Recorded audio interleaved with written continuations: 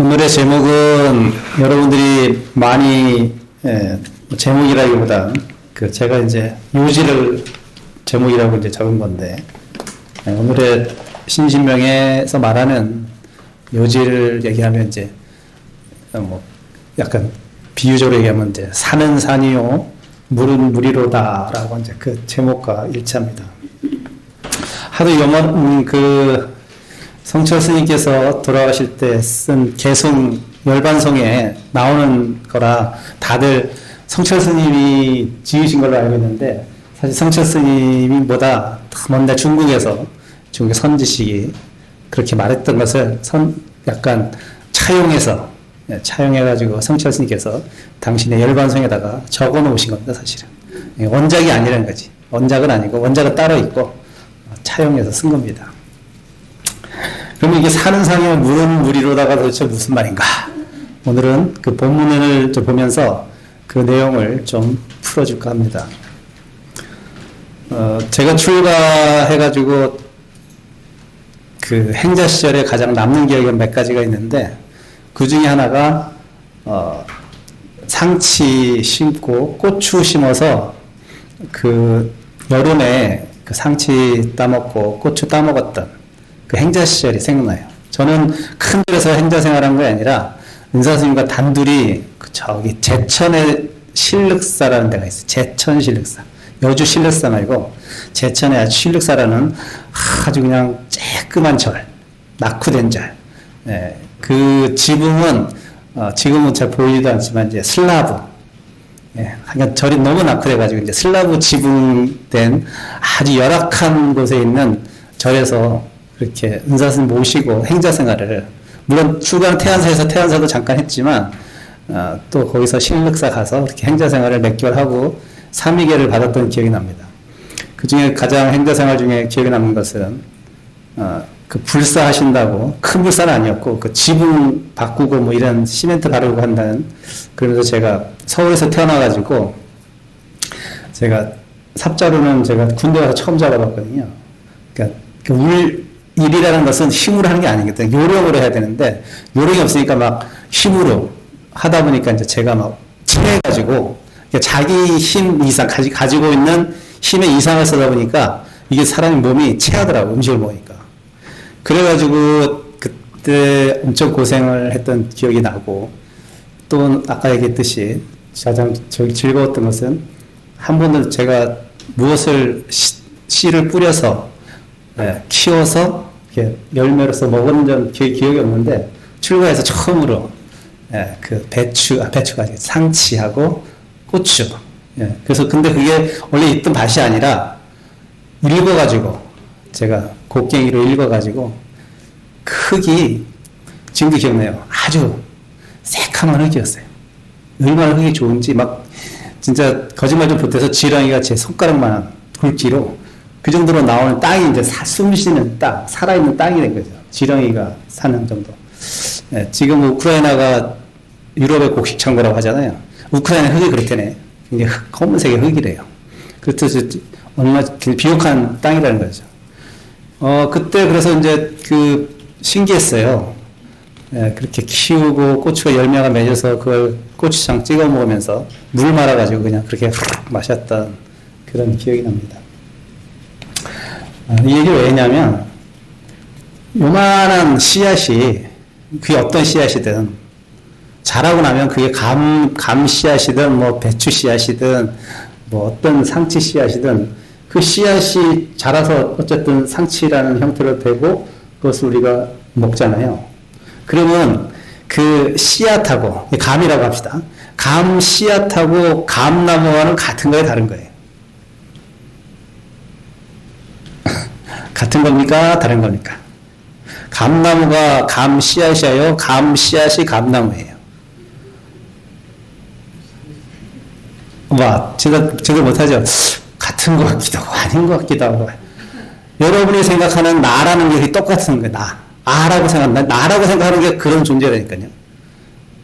나라고 얘기할 수도 없고, 또 나 아니라고 얘기할 수도 없고, 나인 것 같기도 하고, 나 아닌 것 같기도 하고. 그럼 이렇게 생각하는 거예요. 분명히 감나무 씨앗인데 그게 자라면 감나무인데 이게 도대체 같은 것 같기도 하고 아닌 것 같기도 하고 아니라고 할 수도 없고 같다고 할 수도 없고. 이게 우리가 생각하는 정확한 비유는 아니지만 불교에서 아와 무아를 얘기할 때 약간 그런 연관성이라고 생각하면 돼요. 무아가 없다는 게 아니에요. 없다는 게 아니거든요. 인연이 형성돼서 존재는 하는데 아라는 형태로 없다는 거죠. 아라는 형태로 없다는 거예요. 나라고 하는 어떤 존재로서 존재하지는 않는다는 거예요.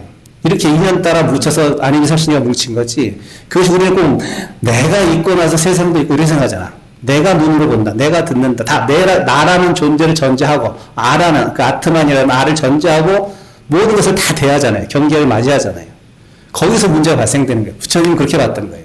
모든 고통의 근원이 거기서부터 시작하는 거예요. 아를 상정하고 바꿔야 되니까 이제 문제가 생겨버리는 거예요. 그래서 이 아를 무화시키면 없애버리면 없앴다 해서 원래 있던 거 없애는 게 아니라 원래 그런 건데 우리가 그걸 깨닫지 못하는 것 뿐이야. 깨닫지 못하는 것 뿐이야. 원래 사실 아와 타를 분리할 수가 없는 것인데 우리는 인식할 수밖에 없는 존재의 몸이 있기 때문에 그렇게 형성된 존재이기 때문에 그렇게 인식할 수밖에 없는데 본질적인 면에서 진리적인 면을 보면 다 똑같다는 거예요. 아와 타를 둘로 분리해서 볼 수 없다. 신심에서 계속 얘기하니까 그 얘기예요. 딴 얘기하는 게 아니에요. 그리고 왜 그 얘기를 하냐. 나를 상정하면 괴롭기 발생되는 근본원이 되기 때문에 그 근본원을 제거하는 거예요. 제거하려는 생각을 계속 주입시키는 거예요. 네. 요즘 말로 하면 가스라이팅 하는 거예요. 네. 가스, 뭐 약간 부정적인 의미지만 계속 얘기해서 납득이 될 때까지 내가 납득을 스스로 할 때까지 계속 주입하는 거예요. 그래서 진짜 만약에 내가 그래 이 몸, 이 생각이라는 것이 변화무쌍하고 본질적인 것 하나도 없고 맨날 변하는데 인연에 따라서 이게 나라고 할 게 뭐 있어? 라고 생각하면 나를 상정하고 대했던 그 많은 것들이 소멸되면서 괴로움이 사라진다니까요. 예, 많이 사라져요. 그래서 이제 산은 산이요 물은 물이로다라고 했을 때 그 옛날에 그것을 무아를 확실히 깨달은 분들은 이렇게 얘기했던 거예요. 뭐 거꾸로 해가지고 한번 볼까요? 마지막 부분 보세요. 마지막 부분 보면 이렇게 나오죠. 송대 청원 유신이 사실은 이걸 쓴 건데 노순이 30년 전 선을 참고하기 전에는 한마디로 공부하기 전에 마음 공부하기 전에는 산을 보면 산이라고 하고 물을 보면 물이라 했다. 맞죠? 여러분 산을 보면 그게 산이잖아. 바다를 보면 바다고 강을 보면 강이잖아요 지금. 이건 뭐 부정할 수 없는 현실적인 사실이에요. 현상적인 모습이고 맞어요. 여러분 제대로 인식하고 사는 거예요. 이게 본질을 벗어나서 그냥 현상적으로 이분도 똑같이 우리 때 중생일 때는 이렇게 생각했다는 거예요. 그러고 나서 이제 봐요. 나중에 선지식을 만나 깨달음에 들었으니 한마디로 이제 무언가 이제 배우고 익히고 닦고 공부를 해보니까 이게 아닐 수도 있네. 산이 꼭 산이 아닐 수도 있고 물이 내 보이는 모든 현상들이 꼭 그거라고 단정 지을 수 있는 것이 아니래라고 하는 어떤 것을 좀 느낀 거예요. 그래서 공부를 계속 하다 보니까 산을 보아도 이제 산이 아닌 경지에 된 거예요. 한마디로 분별심이 사라진 거예요. 이건 산이고 저건 강이고 이건 사람이고 저건 짐승이고 이건 녹색이고 이건 파란색이고 이건 뭐 빨간색이고 이런 게 분별심이 이제 어느 정도 이제 사라져 공부를 했던 이제 그런 경지에 왔어요. 그런 경지에 그것만도 공부 참 잘 된 거거든요. 분별심이 많이 사라졌잖아. 그쵸? 많이 사라졌어. 그러고 나서 이제 확연히 깨달았어요. 이제 확연히 깨닫고 휴식처를 얻고 나니 한번 이제 마음이 이제 한번 푹 더 쉰 거예요. 깨닫고 나서 내가 좀 잘났다라고 해서 이제 나 산을 봐도 산이 아니고 물을 봐도 물이 아니라 이제 약간 잘난 맛에 조금 이제 취해 있었는데 더 깊이 공부하고 더 보림을 해보고 휴식처라는 게 보림한 거지. 계속 생각하고 깨닫고 이해하고 체득해서 완전한 경지에 딱 다다르니까 이제 어떻게 됐어요? 예전과 같이 산을 보면 다만 산이요 물을 보면 다만 물이로다. 대중들이요 이 세 가지 견해가 같은 것인가 다른 것인가? 같아요 달라요? 감나무 씨앗이 감나무예요 감나무 어떻게 돼요? 뭐라고 한번 얘기해 보십시오. 산을 처음 했을 때 산을 볼 때는 산은 산이고 물은 물이야. 공부를 좀 해봤더니 산이 산이 아니고 물은 물이 아니었어. 더 깊이 봤더니 다만 산은 산이고 물은 물이구나. 이 세 가지가 같은 것인가 다른 것인가 이렇게 질문을 딱 던지니까 큰 스님이 대중들 듣고 이제 한번 해봐야지. 법고량을 해봐야지. 뭐라고 대답하시겠어요, 여러분? 저라면 큰 스님 한 대 때릴 것 같아요. 아니 그렇게 분별하지 말라고 해놓고 대중한테 분별을 시켰잖아 지금. 한 맞아야지. 그러니까 분별했으니까 같은 거 다른 것도 분별한 거잖아요. 지금 분별하지 말라고 분명히 사는 켜놓고 분별하라고 시켰잖아 지금. 그러니까 몽둥이로 맞아야지. 그렇지 않나요? 제 생각입니다. 또 다른 견해가 있을 수도 있어요. 어찌됐든 알 듯 모를 듯 하죠. 알 것도 같고 모를 것도 같고 이해가 되는 것 같기도 하고 안 되는 것 같기도 하고. 옛날 경전들에 보면 그런 말이 많이 있잖아요. 처처가 다 안락처 이대로가 불국토다. 완전히 깨달은 사람은 거예요. 여기가 굉장히 사바세계 같죠. 사바세계가 불국토요. 이런 말 하잖아요. 에이 어떻게 고가 가득 찬 이 사바세계가 불국토가 돼? 여러분한테는 불국토가 아니지. 고지. 이 사바세계는. 그렇지만 깨달은 자에게는 불국토예요. 똑같은 걸 보고 다르게 이해하네. 그러면 이 똑같은 눈앞에 펼쳐지는 이 현상들이 본질이에요. 본질을 벗어난 어떤 인연에 따라 모인 것들이야. 왜? 똑같다면은 어떤 본질적인 모습이라면 다 본질적인 모습을 이해를 해야 되잖아. 그 보는 사람들이 다. 근데 누구는 이렇게 얘기하고 누구는 이렇게 얘기한다는 것은 그 현상이 일어나는 그 이면에 무엇인가 있다는 거 아닐까? 본질이 아니기 때문에 변하는 거잖아. 자꾸. 인연 따라 변해버리잖아요. 그렇죠? 자, 그래서 한번 좀 봅시다. 신신명에는 이렇게 해석을 해놓으셨어요. 지극히 작은 것은 큰 것과 같고, 지극히 작은 것은 큰 것과 같아서 경계가 모두 끊어지고, 말이 좀 애매하죠. 이해하기가 쉽지 않아요.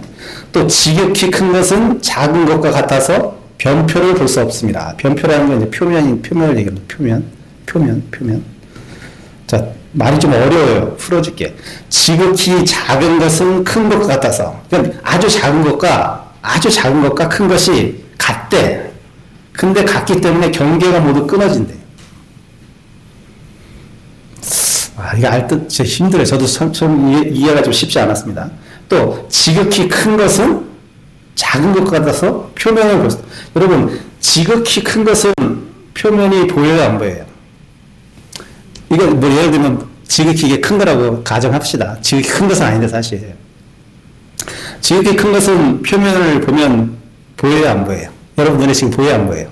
보면 보이잖아. 지금 뭐 무늬도 있고 뭐 그렇잖아요. 바탕도 보이고. 근데 만약에 여기 제가 이제 노래보는데 보이지 않는 먼지 같은 거를 이렇게 딱 들었어요, 지금 먼지. 표면이 보여요, 안 보여요? 안 보이잖아요. 현상에서는 그게 맞는 얘기잖아요. 이거는 보여야 되고 큰 것이니까 지극히 작은 것은 안 보여야지 맞는데 여기는 어떻게 썼는지 지극히 큰 것은 작은 것과 같아서 표면을 볼 수 없대. 아니 지극히 큰 것은 작은 것과 같다는데 작은 것은 물론 표면이 안 보여. 그렇지만 큰 것은 표면이 보이잖아요. 볼 수 있잖아. 근데 여기는 지극히 작은 것과 큰 것과 작은 것이 같아서 이 큰 것의 표면을 볼 수가 없대네. 작은 것을 볼 수 없다면 이해가 되는데 얘는 큰 것도 볼 수가 없대요. 이게 무슨 말인가? 비유하자면 이렇게 이제 여기 써놨지만 여러분 달을 한번 생각해보세요. 달 엄청 크죠? 엄청 크잖아요. 달. 지극히 크다고 할 수 있죠. 지구상의 어떤 것보다. 근데 여러분 지금 달 표면 보여요, 안 보여요? 표면은 안 보이지. 그냥 달의 어떤 표면일 것이다 라고 하면 어설프한 현상적으로 보이는 것은 뭐 표면이라고 하면 표면일 수 있겠지만 진짜 거기 갖고 있는 표면은 여러분 여기서 눈으로 육안으로 볼 수 없잖아. 달이 지극히 큰데도. 근데 어때요? 뭐 우주선을 타고 보이저 1호를 타고 가가지고 달 근처에 가서 보면은 표면이 보여요, 안 보여요? 보이죠? 보이잖아요, 표면이. 뭐 분화구도 있고 뭐 산도 있고 계곡도 있고 보인단 말이에요. 아니 지극히 큰 것은 표면이 보여야 되는 게 당연한데 비유하자면 지극히 작은 것은 안 보여야 되는데 근데 지극히 큰 저기 달의 표면은 우리가 여기서 볼 수가 없네? 그게 뭐야? 이게 그 얘기를 하는 거예요. 지극히 큰 것과 작다는 이것이 본질적인 모습이 아니라는 얘기를 하는 거예요. 그러니까 여러분이 생각하는 그 크다 작다는 그 분별심은 본질적인 어떤 것이 아니라 무엇과 비교해서 어떤 것을 상정해 놓고 비교해서 그 크다 작다 얘기하는 거지 본질적으로 크고 작은 건 없다는 거예요. 다 똑같다는 거예요. 본질적으로 다 똑같다는 거예요. 크고 작음이 있을 수가 없다는 거지. 그 얘기를 지금 하는 거예요. 이게 어렵게 얘기하는 거예요, 사실. 근데 우리는 현상적으로 보이는 것들은 이해할 수 없는데, 제가 가만히 생각해보니까, 그래, 이렇게 비유하면 되겠네. 달은 엄청나게 큰데, 지금 보는데 표면이 안 보여. 가까이 가면 보여. 큰 거는 표면이 보여야 되는데, 안 보이니까 얘가, 여기서 말씀하시기를, 지극히 큰 것은 작은 것과 같다. 작은 건 당연히 안 보니까, 표면을 볼 수 없습니다. 이렇게 얘기합니다. 이해가 되나요? 없죠? 여기서 무엇을 얘기하는지. 자, 지극히 작은 것은 현실에서 우리 육안으로 분간할 수 없습니다. 방 안에 발생하여 공기 중에 떠다니는 먼지는 분간할 수 없으나 한 줄기 빛을 반사하게 되면 작은 것도 볼 수가 있게 됩니다. 일상에서 작은 것은 현상적으로 볼 수가 없지만 여기서는 심화으로 보게 된다면 모든 사물은 그 형태적 크기에 있어 크고 작음으로 나누어질 수 없다고 말하는 것입니다. 현실에서 작은 것의 표면은 인간의 육안으로는 볼 수 없습니다. 하지만 육안으로 분별할 수 있을 만큼의 크기를 가진 형태의 것은 그 표면을 볼 수가 있습니다. 여기서는 지극히 큰 것인데도 변표를 볼 수 없다고 합니다. 왜일까요? 예를 들어 달은 지극히 큰 것임에도 불구하고 지구에서는 달의 표면을 볼 수 없습니다. 하지만 달의 우주선을 보내 근거리에서 관찰하면 달의 표면을 자세히 볼 수 있게 됩니다. 달의 크기가 크다, 작다라고 말하는 것은 지극히 주관적인 생각일 뿐입니다. 기준점이 무엇인가에 따라 관찰자와의 거리가 얼마인가에 따라 무엇을 중심으로 비교하느냐에 따라 그 크기는 작을 수도 클 수도 있게 됩니다.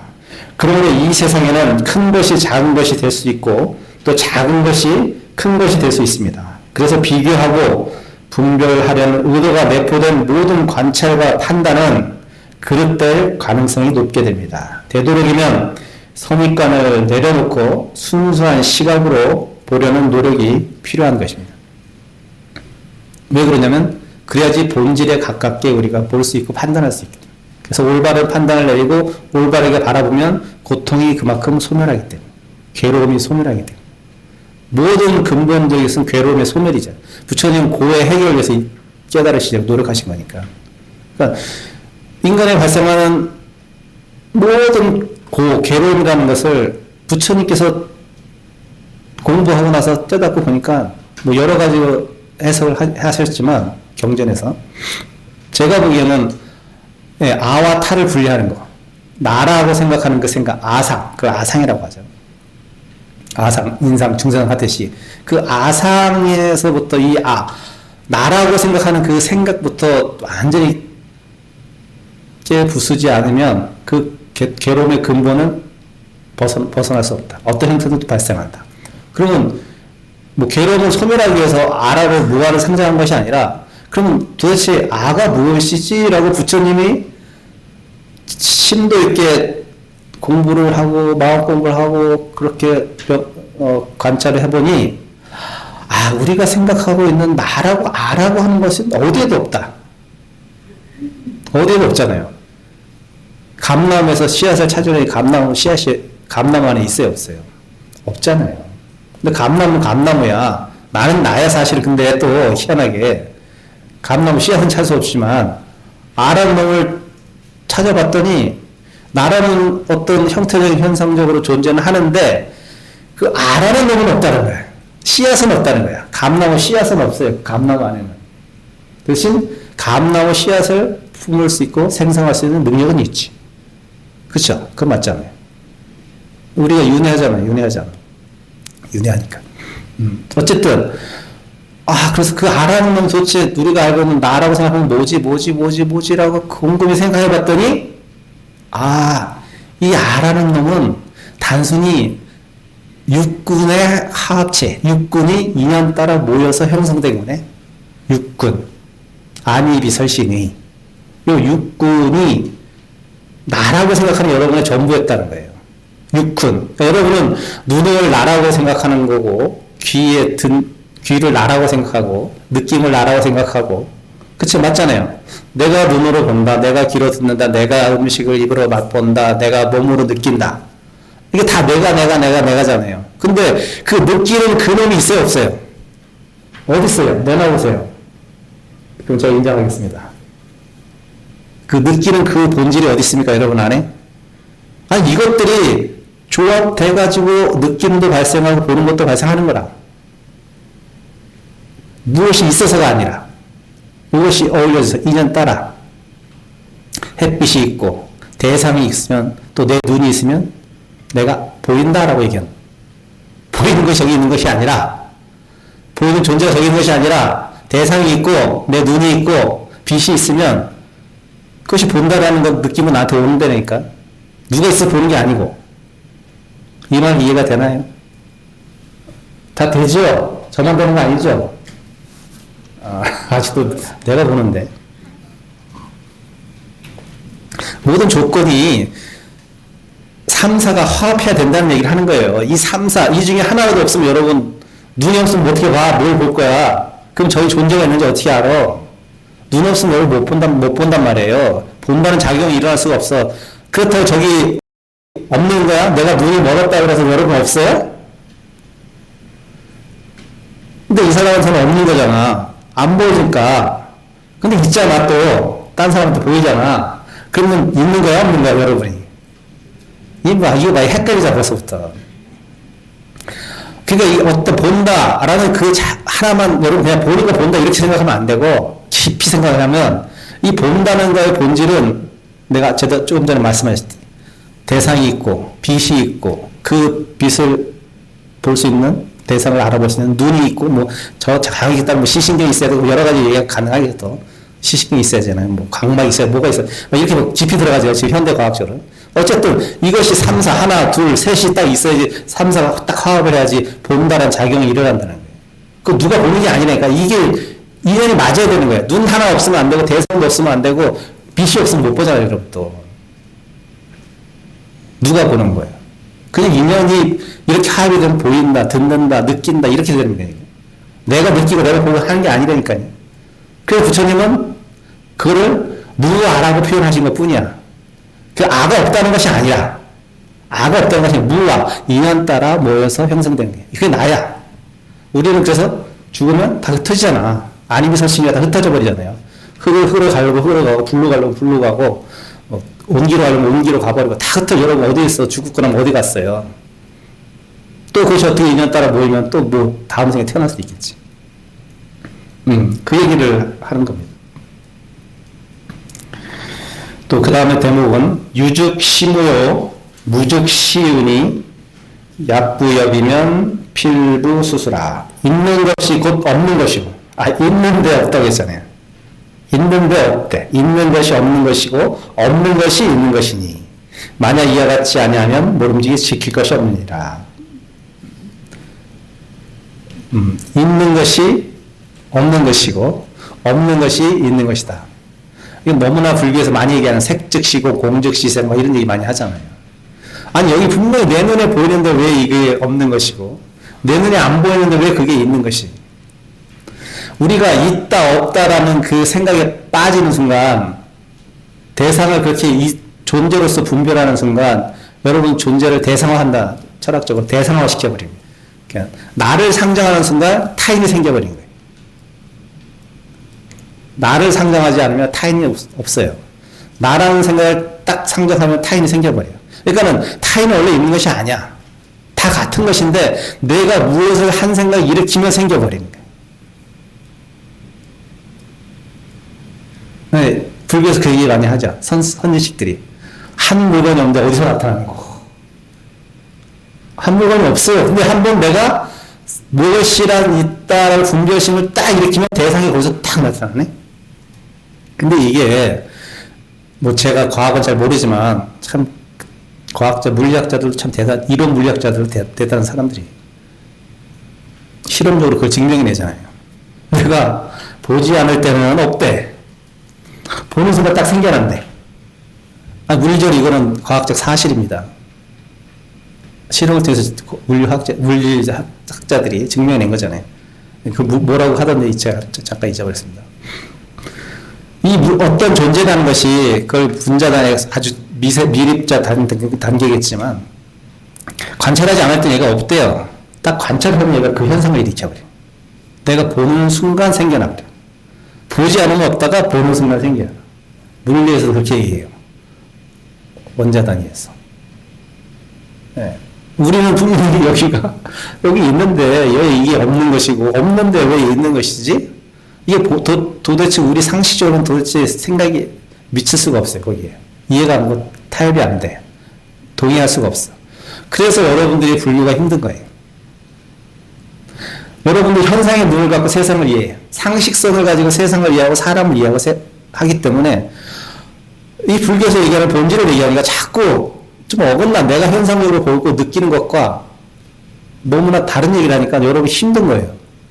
근데 곰곰이 생각하고 이해하려고 애써보고 하면 이해가 안 되는 건 아니에요. 이해가 돼요 또. 그럴 수 있다라고 이해가 됩니다. 근데 더 공부하고 공부하면 이전에 있다 없다라는 것도 잊어버림. 아까 여기 내가 공부를 다 하고 나서 보니까 그냥 산은 산이고 그냥 물은 물이야. 이게 무슨 말이냐면 분별심이 없다는 이제 이 사람한테 분별심이 많이 끊어진 거예요.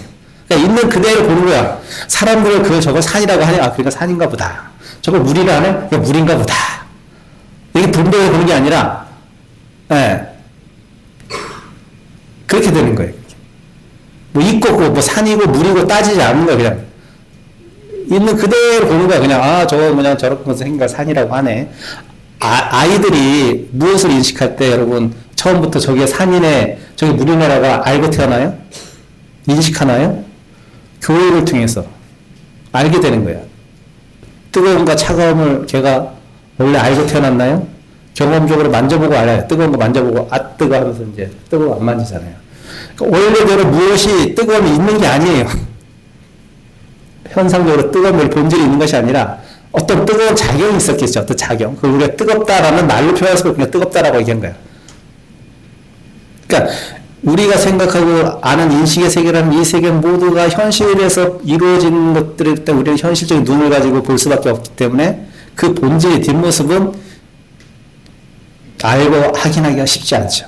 그렇지만 그렇게 본질에 가까우려고 노력하는 그것을 왜 그렇게 하려고 하냐면 자꾸 부처님이 생각하기로는 이 나라는 생각을 내가 본다, 내가 뭘 느낀다, 내가 안다라는 그것 때문에 내라는 나라는 놈 때문에 이 괴로움이 모든 괴로움의 근원이 거기에 있으니까 그 괴로움이 진짜 그 근원적인 나라는 놈이 있나라고 생각하고 나서 나를 깊이 팠더니 무아했던 거예요.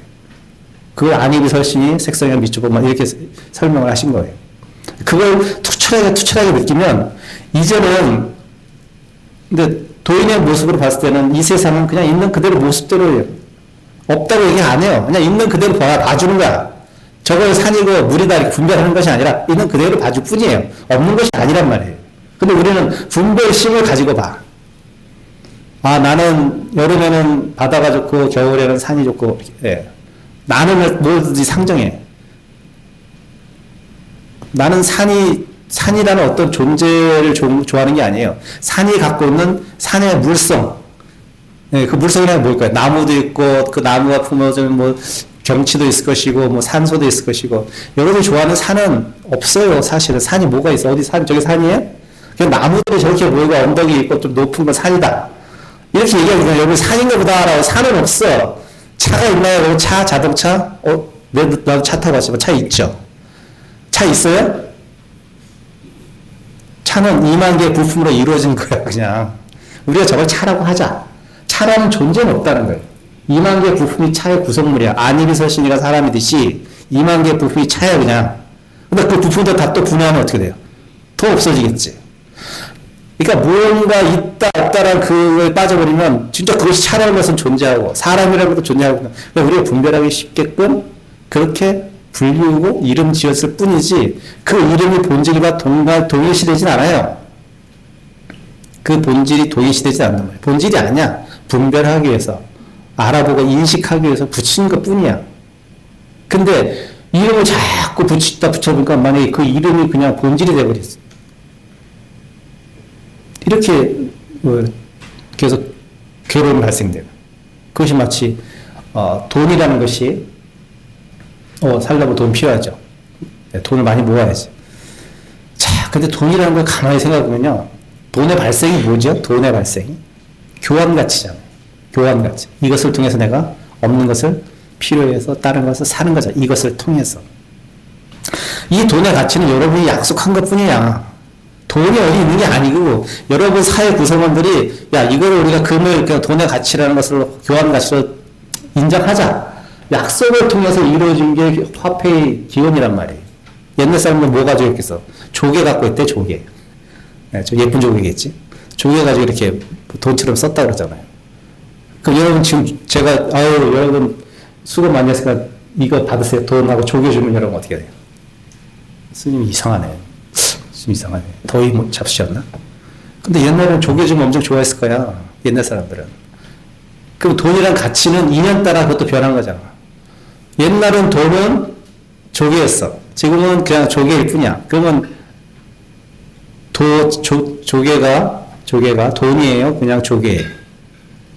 그러니까 모든 것이 인연, 그 시절 인연, 어떤 인연에 따라서 가치가 달라져 버려요. 여러분이 생각하는 지금 가장 옳다고 생각하는 지금 이 자리에, 이 현 시대에 옳다고 생각하는 그 생각이 여러분이 20년 후에도 옳은 것일까? 10년 후에도 옳은 것일까? 아니, 1시간 후에도 옳은 것일까? 옳을 것 같죠?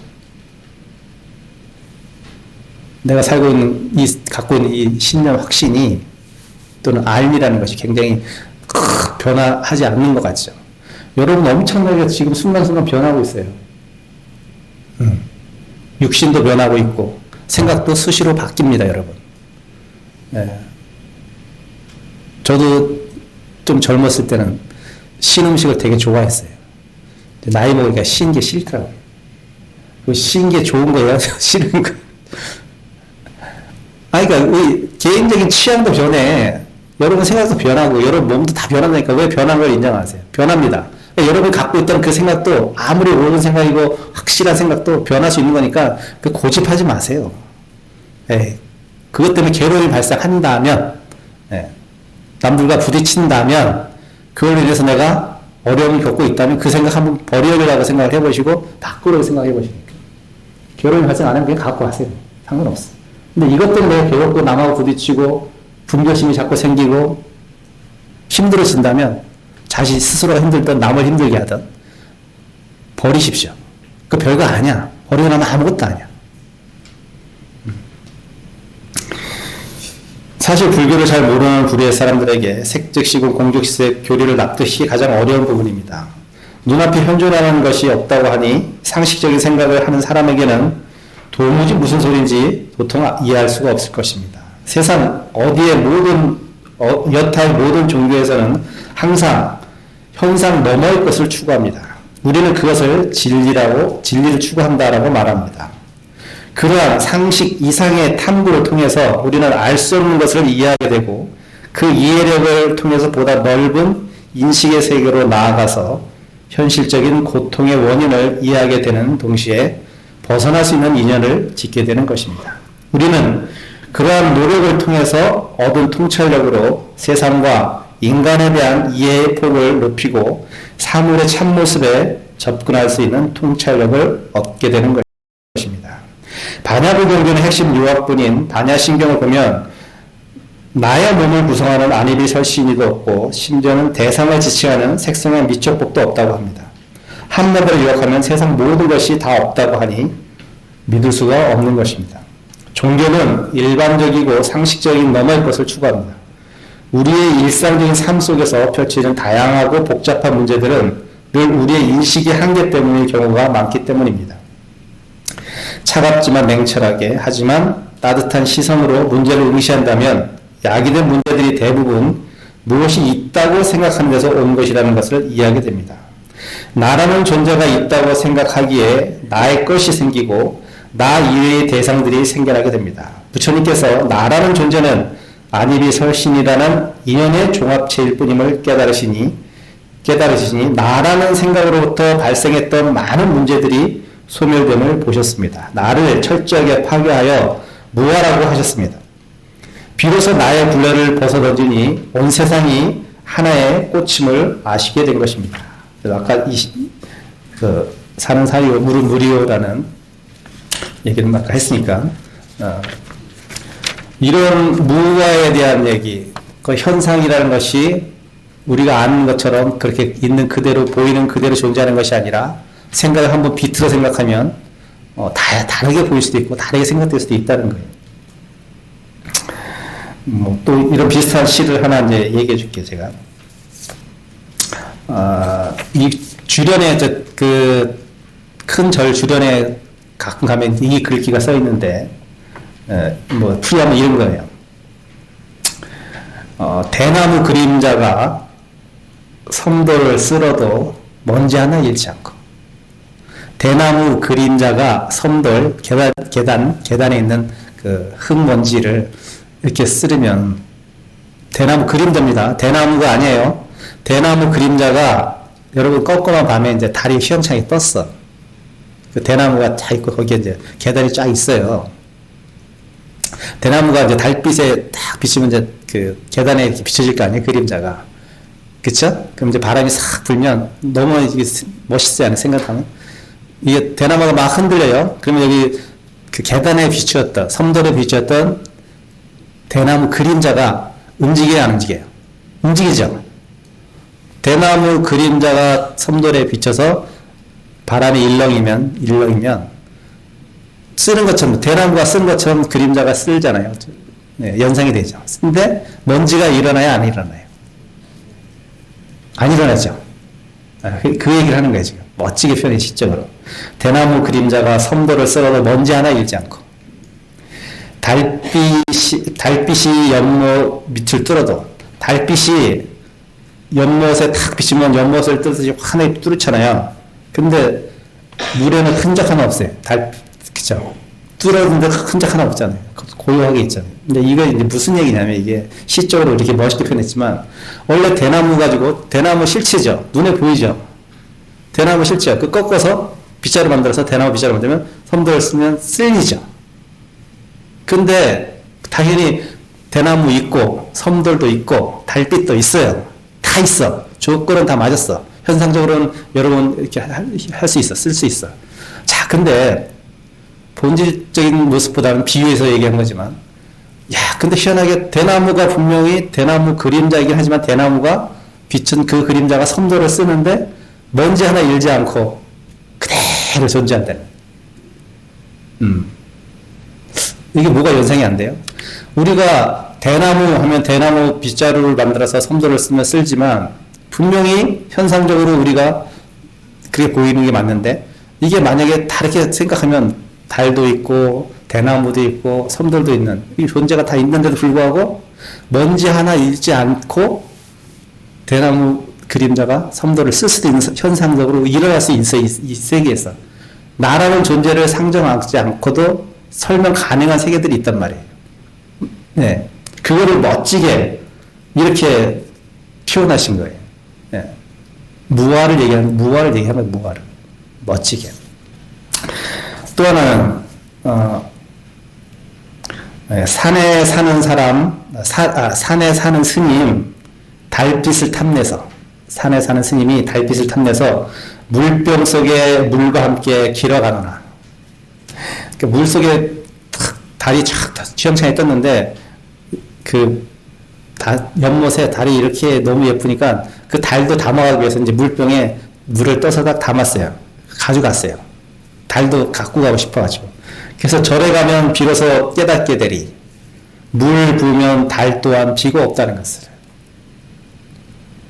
자기는 현상적으로 눈에 비친 달이, 연못에 비친 달이 있는 줄 알고 달을 다 물하고 같이 떠서 호리병에 담아서 가가지고 그 달을 한번 더 보겠다고 처소에 가서 잔에 딱 따랐더니 달이 있어요, 없어요?